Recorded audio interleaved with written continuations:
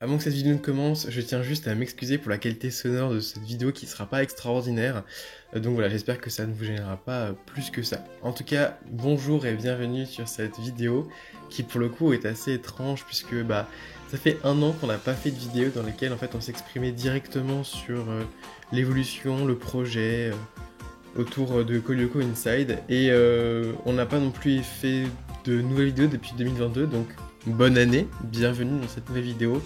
Cette vidéo qui va être une vidéo où en fait déjà il n'y a pas de script. Et ce sera une vidéo en fait où on va parler tout simplement. On va discuter ensemble. Là c'est vraiment une conversation de vous à nous en fait, ou plutôt de nous à vous. On va être le plus transparent possible sur voilà, le projet, ce qu'il se passe, quels sont nos plans, parce que au final, même si en un an il s'est pas passé grand chose d'un point de vue visuel et sur l'activité au niveau du Discord, il s'est quand même passé beaucoup de choses dans notre tête autour du projet. On n'a pas fait que penser au projet, mais c'est vrai qu'on a eu énormément de changements sur notre vision, sur énormément de choses, donc on tenait en fait en tout cas à vous informer et à vous exprimer certaines choses qui vont changer sous peu au niveau du projet.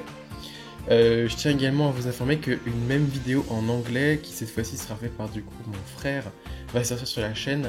Sûrement qu'elle sera plus courte que la mienne, puisque moi je parle beaucoup trop, mais au niveau des informations, ce sera franchement la même chose, à part que ce sera son avis qui sera exprimé dans la vidéo en anglais, et ce sera mon avis dans la vidéo française. Donc, tout d'abord, je pense que je vais réintroduire un peu le projet parce que Kolyoko Inside, qu'est-ce que c'est concrètement? C'est quoi ce projet? Vous avez vu, enfin, beaucoup de personnes sont arrivées au moment des Lyoko Tours. D'ailleurs, je tiens à vous remercier parce que vous avez fait un accueil incroyable pour ce contenu de vidéo qui est un peu étrange parce que c'est une référence à des bonus DVD dans les premiers épisodes de Kolyoko. Donc, c'est vraiment très étrange comme contenu, mais vous avez vraiment apprécié ça, donc un grand merci. Mais alors, Kolyoko Inside, qu'est-ce que c'est? Donc, on est un collectif de deux personnes avec, et je vais y revenir après, d'autres personnes qui gravitent autour, dont l'objectif est tout simplement de reproduire, comme son nom l'indique, l'univers dans sa globalité de Kolyoko. Donc, l'idée c'est de pouvoir en fait incarner un des 6 Lyoko guerriers présents entre les saisons 1 à 3. Et je précise uniquement saison 1 à 3 parce que le contenu saison 4 n'est pas prévu du tout pour le jeu. Je vais pas revenir dessus, on l'a déjà suffisamment expliqué, mais c'est pas un contenu en tout cas qui nous parle et qui nous intéresse tant que ça. Peut-être que ça le deviendra par la suite, mais ce qui nous intéresse c'est vraiment le contenu principal autour des 3 premières saisons de Kolyoko. Et l'idée c'est donc vraiment incarner ce personnage, pouvoir faire des activités, des actions sur Terre propres à ce personnage, ou en tout cas à la vie de collégien, et de pouvoir ensuite basculer dans l'univers de Lyoko, avec les missions, les objectifs, les différentes quêtes, les obstacles qui vous seront proposés comme dans la série originale. Donc voilà au niveau du projet Kolyoko Inside. Donc ça c'est le projet qui est en cours. Il y a eu bon nombre de projets Kolyoko Inside avant. Roblox Kolyoko Inside RP qu'on avait fait dans un premier temps, donc c'était vers 2018-2019. On avait dû fermer parce que pour problème de droit d'auteur, pour problème de map qui était complètement buggé, de virus, voilà, on l'a fermé. Ensuite, il y a eu Kolyoko Inside Reboot qui nous a beaucoup aidé et apporté, puisque moi ça m'a permis de me lancer sur la 3D. Ça a permis à Rask de se lancer sur la création des fondations d'un jeu, ce qui n'était pas le cas sur la version précédente. Mais c'était fait dans le rush, ça a été fait de manière beaucoup trop rapide et on n'avait pas réfléchi en fait à tout ce qu'il y avait à prendre en compte parce que mine de rien en fait quand on y réfléchit bien, faire un bon jeu c'est pas évident et il y a beaucoup de choses à prendre en compte. Par exemple des petits détails tout bêtes, mais par exemple l'équilibrage des personnages. Pourquoi est-ce que Odd a moins de pouvoir? Comment est-ce qu'on pourrait rendre Odd beaucoup plus intéressant et équilibré par rapport aux autres? Bah voilà, et donc pour cette version-ci, on a décidé en fait de vraiment s'appuyer sur vraiment ce genre de petits détails et qui était vraiment de la recherche et de la justification. Comment est-ce qu'on va justifier le fait que y ait William qui soit jouable alors qu'on vient de sortir de la saison 1? Comment est-ce qu'on va justifier le fait qu'il n'y ait pas encore tel ou tel programme au démarrage de la partie? Comment est-ce qu'on va introduire le passé de Franz Hopper? Comment est-ce qu'on va le justifier? c'est quoi notre vision sur le projet Carthage, comment est-ce qu'on va le réécrire, comment est-ce qu'on va l'amener. Donc il a fallu qu'il y ait quelqu'un qui nous aide, et encore il n'est pas terminé, qui nous aide à écrire une histoire, qui nous aide du coup à avoir des éléments plausibles de scénario, qui nous aide à avoir des fondements historiques sur l'histoire de l'informatique, l'histoire de la physique quantique, ce genre de choses. Il a fallu également que l'on réfléchisse à l'équilibrage, comme je l'ai dit, des personnages, mais aussi des monstres, de Xana, de son fonctionnement, comment est-ce que tel programme va fonctionner vis-à-vis de Xana, comment est-ce que va fonctionner le système, par exemple, du collège Calic, comment est-ce que va fonctionner ci ou ça. Donc il a fallu faire des fiches, réfléchir, écrire, et tout ça, ça a pris du temps. Il a fallu également qu'on réfléchisse au style graphique pour Lyoko, comment est-ce qu'on voulait le modéliser, comment on voulait le travailler, comment est-ce qu'on voulait avoir un style réaliste ou non pour la Terre. Donc aujourd'hui, on peut vous le dire qu'on a décidé de prendre un style réaliste pour la Terre. Il a fallu s'entraîner aussi, tout ça, s'entraîner à la modélisation, s'entraîner au script, s'entraîner à dessiner, à animer. Voilà, tout ça en fait, ça prend du temps, ça prend de l'énergie et il faut de la motivation pour le faire. Et c'est vrai que donc ça a beaucoup joué sur le développement du jeu. Donc voilà un petit peu le background du projet et où est-ce qu'on en est à l'heure actuelle, puisqu'on est toujours vraiment en plein développement. Donc qu'est-ce qui s'est passé depuis ces 1 an? Comme je vous l'ai dit, on a eu beaucoup de travail sur les fondations, on va dire, du jeu, la direction artistique qu'on voulait suivre, les personnes qui allaient travailler avec nous, etc. etc. Ce qui s'est passé aussi pendant 1 an, c'est que, vous l'avez vu dans la vidéo dans le live plutôt et la vidéo en avril donc 2021, il y avait un monde de Lyoko qui est complètement différent de celui qui est dans les Lyoko Tours. Pour la simple et bonne raison en fait que j'ai fait une rencontre, j'ai fait la rencontre de 2 personnes incroyables qui m'ont énormément apporté en fait sur ma façon de voir Lyoko, la série et la modélisation 3D. Donc je sais pas si c'est grâce ou à cause. Moi je le vois vraiment grâce à eux, j'ai énormément mûri et grandi là-dessus. Mais voilà, je les remercie. Light et Rob, vraiment, vous m'avez beaucoup apporté. Et le fait de pouvoir en discuter avec eux, de pouvoir montrer mon travail, mon évolution, etc. Même pour Rask aussi, en tout cas, ils nous ont vraiment beaucoup stimulé. Et c'est vrai que donc, dans cette optique-ci, on a donc fait une sorte de bifurcation à 360 degrés, 180 plutôt, parce que c'était beaucoup plus intéressant en fait, comme façon de faire, comme vision, que ça nous arrangeait beaucoup plus de faire ci et ça, donc voilà. Il a fallu donc refaire tout au Lyoko, et ça a pris 6 mois. 6 mois pour le faire une première fois, 6 mois pour le refaire.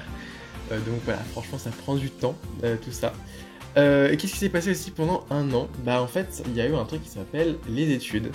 C'est peut-être bête à dire, hein, mais les études ça nous prend énormément de temps.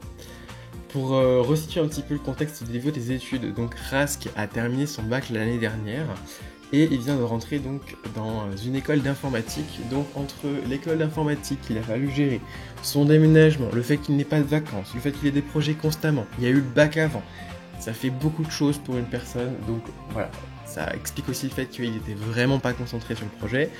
Et une autre petite chose est que Rask est entré dans un collectif sur Roblox, puisqu'il travaille maintenant pour le collectif, le grand groupe américain Blockzone, donc qui est un groupe en fait qui développe des jeux sur Roblox. Donc j'en ai quelques noms en tête comme Anime Fighting Simulator ou Anime Legend. Voilà, c'est les genres de jeux sur lesquels il travaille. Donc ça justifie aussi le fait qu'il était vraiment pas disposé à travailler sur Call Lyoko Inside. Il avait donc d'autres projets, et c'est ce que je lui ai dit, focus-toi sur ces nouvelles opportunités, et qui d'ailleurs lui a apporté énormément de choses bénéfiques pour Call Lyoko Inside, puisque maintenant il sait où trouver des personnes pour l'aider à faire ci, à faire ça, il sait comment travailler telle ou telle façon. En fait, ça a été vraiment une super bonne expérience pour lui, et il travaille toujours avec eux, donc ça n'a été que bénéfique pour lui comme pour moi. Donc ça c'est la première chose à retenir pour Rask. Et puis de mon côté, moi je suis rentré l'année dernière donc en école d'ingénieur. La première année a été très dure, il y a eu le confinement, le Covid, tout ça. Ensuite, j'ai dû partir à l'étranger, donc là ça m'a permis en fait de vraiment me reposer. Et cette année en fait j'étais en phase de concours, donc autant vous dire que j'ai privilégié les études parce que il fallait que je rattrape des matières de l'année dernière, plus que je valide mes matières de cette année, plus que je fasse le concours. Et en plus de ça, je voulais trouver un stage à l'étranger pour partir étudier à l'étranger, et donc il a fallu que je gère tout, les papiers, l'administratif, et c'est bon, j'ai validé, j'ai réussi mon concours, je suis prêt à l'étranger, donc il a fallu gérer tout ça aussi, retrouver aussi une vie sociale, parce que avec le Covid, j'en avais pas du tout, je connaissais personne à mon école, donc voilà. Le fait qu'il y ait tout ça a entraîné que on ne voulait pas s'enfermer sur les réseaux, s'enfermer sur le développement, s'enfermer dans une chambre à travailler, enfin en tout cas pour ma part.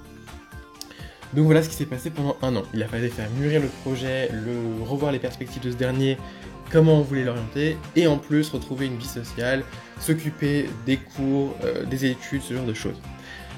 Autre point en fait qui s'est également passé, c'est que fin janvier, le moment où j'ai donc commencé à reprendre le développement et donc à finaliser les monstres de Lyoko, s'est passé une merveilleuse chose qui s'appelle la perte de nos données, puisque en fait étaient stockées sur un disque dur externe les données de Call Lyoko Insight. Ça c'est vraiment une faute de ma part, mais c'est vrai que je n'ai pas enregistré Call Lyoko Insight sur un OneDrive ou ce genre de choses. J'aurais dû le mettre sur un serveur en ligne, un cloud, et je l'ai pas fait. Et donc on a des sauvegardes, mais une énorme majeure partie des choses qu'on a fait ont été perdues. J'ai perdu énormément de monstres, j'ai perdu le 5e territoire, j'ai perdu beaucoup de motivation pour le coup. Alors actuellement nous sommes en train d'essayer de récupérer ces données, puisque du coup nous allons trouver une société qui va s'occuper d'essayer d'extraire les données du disque dur externe. Ce n'est pas encore fait à l'heure à laquelle je parle. J'espère que ce sera bientôt réparé. Et j'espère qu'on pourra récupérer tout ça parce que c'est quand même énormément de travail et énormément de textures que j'ai travaillé, etc. Donc ça a été vraiment un coup dur sur le moment et ça a été aussi une énorme perte de motivation. Donc voilà, il a fallu aussi faire le deuil de ça, se dire bon voilà, c'est pas grave, ce sont juste des données, puis personne n'est mort, donc faut repartir et puis c'est bon. Donc voilà un petit peu ce qui s'est passé. Donc ce qui s'est passé pour Call Lyoko Inside, et la question c'est, maintenant qu'on a décidé de tout ça, qu'est-ce qui se passe? Donc au niveau de nos études, etc.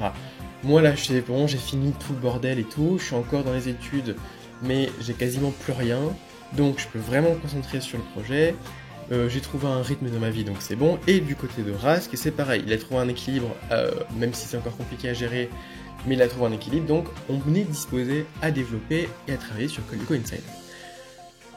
Honnêtement, pendant longtemps, on ne voulait pas sortir le jeu de façon épisodique, de façon avec des mises à jour, parce qu'en fait on voulait qu'il y ait tout d'un coup. Et surtout parce qu'en fait on a créé, en tout cas dans nos plans, le jeu de telle manière à ce qu'il soit... il fonctionne avec une certaine unicité. C'est-à-dire que, par exemple, les mécaniques du collège Kedig ont un impact sur le gameplay. Les mécaniques du 5e territoire ont un impact sur l'ensemble du gameplay. C'est-à-dire que ça va avoir un impact sur les territoires de surface, sur Kedig, sur tout. Et en fait on s'est dit, si on découpe les trucs, ça va être plus qu'un enfer. Mais en fait on se rend compte qu'on a besoin d'avancer progressivement, et donc qu'un système de mise à jour serait beaucoup mieux. Donc nous allons partir sur un système de mise à jour, le jeu va donc subir plusieurs mises à jour, etc. On espère que l'on pourra sortir une version 1.0 avant la fin 2022. Et également, pourquoi pas une version bêta test prochainement. Alors quand je dis prochainement, ça ne veut pas dire le mois prochain, mais ce serait par exemple dans les 6 prochains mois ou 7 prochains mois, une version en tout cas test sur les personnages, les pouvoirs ou alors les monstres, voilà ce genre de choses. En tout cas, vraiment essayer d'avancer au maximum pour pouvoir se dire c'est bon, on avance, faire enfin quelque chose. Et de pouvoir aussi également prolonger l'expérience Call Lyoko Inside, pouvoir faire différents événements comme le fait Marcel. Je trouve que c'est une idée géniale. Alors peut-être pas faire un truc vraiment avec des scripts sur Noël, ça c'est pas quelque chose qui m'intéresse personnellement, mais voilà, faire des events, faire des événements, faire des systèmes de petits events via le serveur Discord aussi. essayer de redonner vie un petit peu à tout ça et de faire vivre en fait le truc sur la durée, faire différents trailers, des petites vidéos bandes-annonces, des petites pubs. Voilà, ce genre de petits... Refaire par exemple aussi des petites vidéos bonus, comme ce fut le cas avec les lieux autour, j'ai surkiffé ça. Et faire ça par exemple avec les véhicules, ou avec les monstres, voilà, ça ce serait vraiment des petits clips vidéo en tout cas, ce serait vraiment le genre de choses que j'aimerais bien faire. Donc faire sous forme d'un système de mise à jour serait vraiment, pour nous en tout cas, la meilleure solution. Donc j'ai parlé également du style réaliste. Normalement, si je dis pas de bêtises, j'aurais introduit des images à ce moment-là.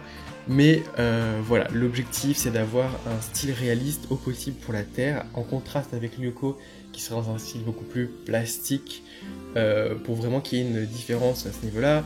Pareil pour les vêtements au niveau des personnages. Alors, je vais pas encore vous montrer de personnages, mais le style réaliste en tout cas va vraiment s'étendre sur l'ensemble de la Terre, les objets, ce genre de choses. Et également au niveau des animations et au niveau des effets sonores. On a énormément réfléchi à tout ce que l'on voulait mettre en place et c'est vrai que maintenant on s'est dit ok, pour les effets sonores il va falloir vraiment qu'on travaille dessus parce que les sons ça fait énormément de choses.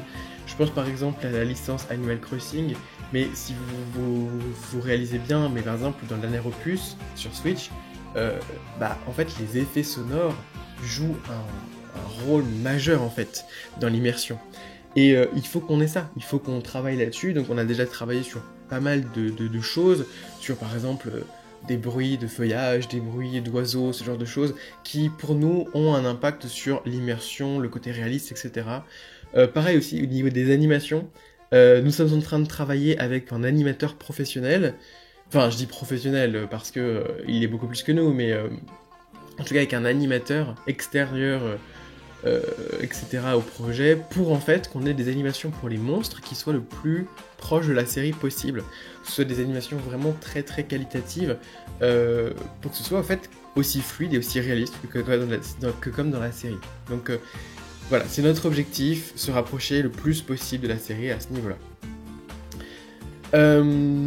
Donc forcément, ça introduit qu'il y ait de nouveaux membres dans l'équipe. Alors, pendant longtemps, il est vrai que beaucoup de personnes nous ont dit « Mais je comprends pas, pourquoi vous recrutez pas des gens, etc. » et tout. Et il est vrai qu'on a toujours refusé de recruter des personnes, pour plusieurs raisons. Première raison, parce qu'en fait, on a vu beaucoup de projets autour de nous, où les personnes, en fait, ont dit « Oui, on travaille avec toi », et finalement, en fait, on juste volé le travail des autres. On voulait pas de ça. On avait extrêmement peur de ça. Donc, par protection et vigilance, on s'est dit, on ne met pas ça en place. Autre raison aussi, c'est que avoir des personnes qui sont fans de l'univers de Call Lyoko, qui travaillent avec vous, c'est bien. Mais avoir des personnes extrêmement fans, qui ont une vision complètement différente de la chose, ce n'est pas une très bonne chose pour avancer. Ça, c'est un peu problématique. Alors, il y a certaines personnes avec qui, par exemple, on très bien, il n'y a aucun souci. Je pense par exemple à Mr. J qui fait des animations pour nos personnages, avec qui ça passe très bien. Mais je sais qu'avec certaines autres personnes, j'avais déjà essayé de tenter des choses et ça passe pas. Ou alors, juste en discuter et je me dis, c'est pas possible, je ne peux pas travailler avec ce genre de personnes parce qu'en fait, on a une vision de façon de travailler, de façon de modéliser ou de façon de voir Call Lyoko qui est trop différente et ça ne pourra pas marcher.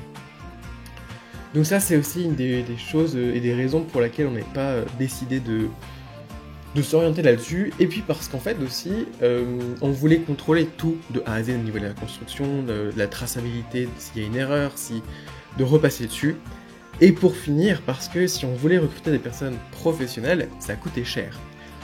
Sauf que notre vision a beaucoup changé depuis que Rask travaille pour Blockzone, puisque donc il voit énormément de personnes travailler pour eux, la manière dont c'est contrôlé, la traçabilité, comment également on peut gérer les rémunérations, où trouver les bons contacts. Ça nous a énormément apporté, ça nous a changé notre vision complète, et donc à partir de maintenant, nous allons travailler avec des personnes extérieures à l'univers Call Lyoko, qui vont travailler pour le projet. Donc à l'heure à laquelle je parle, nous avons quelqu'un qui a travaillé sur la végétation et sur toutes les ambiances au niveau donc de la verdure, les arbres, des effets de sol, de bois, de terre, etc. Donc voilà, on a quelqu'un qui s'est occupé de ça. On a également quelqu'un qui actuellement travaille sur la ville, par exemple les trottoirs, les bancs, les bordures, etc. Donc pour vraiment avoir avec un effet réaliste, bien évidemment. Donc il a déjà des plans de la ville, il a déjà des plans avec les images de la série. Bien évidemment, ce n'est pas parce que ces personnes travaille sur la ville, que je ne veux pas reprendre son travail derrière, je veux quand même avoir une traçabilité là-dessus, je veux quand même aussi également être conscient de ce qu'il a fait, de ce qu'il a créé, et de pouvoir gérer tout ça. Et enfin, on a une personne qui s'occupe des animations de tous les monstres. Ça c'est pareil, ça va énormément changer la donne pour l'avenir du jeu. Et enfin, une des dernières choses dont je voulais un peu évoquer avec vous, c'était le pourquoi on ne montrait pas de sneak peek. Pourquoi est-ce qu'on ne voulait pas faire du spoil, etc. Il y a plusieurs raisons à ça. Première raison étant le fait qu'on veut garder tout ça pour nous, pour vous faire des super trailers, etc. Mais aussi une autre des raisons, c'est parce qu'en fait, on a aussi peur de deux choses. De 1, la communauté, et de 2, la communauté de développeurs. Alors, je vais m'expliquer rapidement dessus. En fait, ce qui est un peu triste, c'est que on a nos idées, on a nos concepts, mais en fait, on a très peur que beaucoup de personnes associent en fait une idée, un concept à un groupe, et nous, c'est vraiment pas ce qu'on veut. Ce qui fait que si par exemple on fait quelque chose qui a déjà été fait dans un autre projet, on n'a pas envie de se retrouver accusé de vol, de ci, de machin, etc. et tout. On travaille tous sur le même projet, dans le sens on travaille sur le même univers. Donc c'est logique qu'on ait certaines mécaniques qui ressemblent à MRCL, qu'on ait certaines mécaniques qui ressemblent à l'IFSCL. C'est humain aussi de s'inspirer des autres. Par contre, ça veut pas dire qu'il faut qu'on fasse un copier-coller, ça j'en suis bien conscient. Ce que je veux dire par là, c'est que voilà, si on développe certaines idées, on n'a pas envie que on reçoive des commentaires, comme ça a pu être le cas par le passé, où on a reçu énormément de commentaires de plaintes, comme quoi on était trop proche de ci, de ça, etc. et tout, notamment en fait vis-à-vis des autres jeux, Roblox, Call Yoko. Et aussi, en fait, si on décide de s'émanciper de ce problème-ci, de cette peur-là, c'est parce qu'en fait, ce qui nous rassure, c'est que, au vu de la façon dont travaille l'autre projet Call Yoko, Roblox, et voilà, ils ont fait des contenus saison 4, ils ont un style, etc., une manière de faire qui est complètement différente de ce qu'on veut faire. On s'est dit, ok, c'est bon, on n'a plus aucun souci, ils ont pris une tournure qui est complètement différente de la nôtre, donc si ça se trouve, c'est eux qui vont nous voler des idées. Ils vont s'inspirer de notre projet, et ça nous fait chier, mais c'est pas grave. Là, pour le coup, on s'en fout. On décide d'avancer, et puis tant pis. Une des raisons aussi, donc, c'était la communauté Roblox, parce que malheureusement, même si j'adore cette communauté pour ce qu'elle apporte d'un point de vue développement, etc., et la richesse de contenu qu'il y a, je trouve que la communauté est relativement jeune et donc malheureusement il n'y a pas suffisamment de recul pour se rendre compte de certaines choses sur le temps de travail, etc. Et donc il y a souvent beaucoup de ça arrive quand, etc. qui nous freinent. Il y a aussi ce côté de montrer des choses, et quand on montre des choses, c'est du coup si vous avez montré c'est que ça arrive, alors que pas du tout. Je prends un exemple, par exemple dans MRCL, si vous allez dans leur serveur Discord, ils ont montré le crabe, et pourtant le crabe n'est toujours pas là. Donc ce que je vais dire par là, c'est que on va prendre la liberté maintenant de vous montrer des choses, on va vous montrer à nouveau des choses, on va reprendre les sneak peeks, les petites vidéos trailers, les petites vidéos bonnes annonces, mais ce n'est pas parce qu'on fait du teasing que ça va sortir maintenant, et ça il faut bien l'avoir saisi et compris, c'est hyper important pour nous, parce que si on répond plus à certains commentaires, à certains messages, c'est parce que c'est tout le temps la même chose. Sur Discord, sur Roblox, sur YouTube, quand est-ce que ça sort, quand est-ce que vous montrez ci, quand est-ce que vous montrez ça. Au démarrage, on répondait à chaque fois, maintenant on n'en peut plus. Donc sachez que voilà, si vous posez cette question, à partir de maintenant, on n'y répondra pas. On n'y répondra plus. On répondra en fait uniquement quand on aura des informations à vous communiquer, mais sinon, on n'y répondra plus. Voilà. En fait, on a décidé de faire un lâcher-prise, c'est con, hein, mais on a décidé de faire un lâcher-prise complet sur tout. Sur les autres, sur nous, enfin sur la communauté, sur tout. Voilà. Donc voilà. Donc résumé, le projet n'est pas mort, le projet continue, nous sommes à nouveau parmi vous, on va dire ça comme ça. On a des nouvelles envies, des nouveaux objectifs. On a revu toute la manière dont on veut créer le jeu. Voilà, je ne sais pas si cette vidéo était très utile, je ne sais pas si cette vidéo ça va être très on se plaint ou pas, enfin vraiment, je vous l'ai dit, c'était vraiment très naturel, c'était mon avis à chaud. Pour Rast, c'est la même chose sur la vidéo en anglais, c'est son avis à chaud. Et d'ailleurs, j'ai beaucoup plus parlé que mon frère, puisque cette vidéo fait 25 minutes, et la sienne 15, donc voilà, encore une fois, je parle trop.